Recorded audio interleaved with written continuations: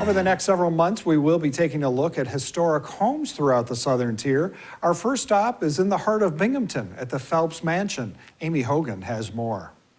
He came to town with a pretty good size fortune. Sherman Phelps made his fortune by investing.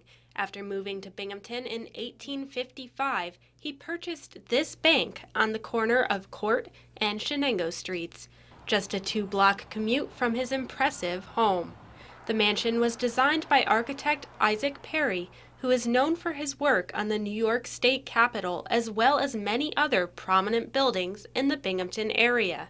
I always think very remarkable about this house is that it was built in 18 months. The Phelps family moved into their Court Street home in 1872, but one family member never saw the completion of the mansion. His wife's name was Elizabeth. Unfortunately, she passed away before the mansion was constructed. But she was not forgotten. A sitting room was reserved for her use, furnished with her belongings. People believe it was just kind of there as a memorial or a tribute to her. The rest of the Phelps only enjoyed the home for a short while. Sherman died in 1878 at the age of 64. Only 6 years after the mansion was complete. 2 years later, his youngest son died at the age of 21 years old on Halloween night. The very next year, his oldest son died in 1881. And then his wife, Harriet, passed away in 1882. Within 4 years, all of the mansion's inhabitants were dead.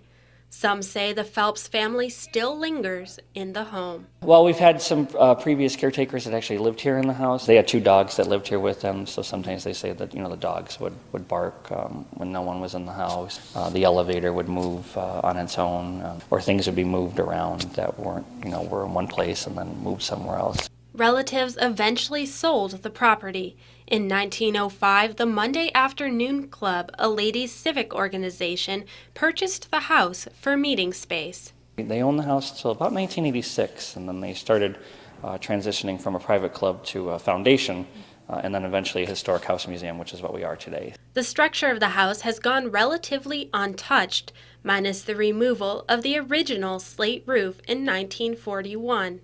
The roof on the 3rd floor was replaced in 2002, returning the mansion to its former glory. Everything we do is to keep the house open and going so that future generations can enjoy it. So if you've never been, come visit. If you have, come back and visit again. In Binghamton, for Fox 40 HD News, I'm Amy Hogan.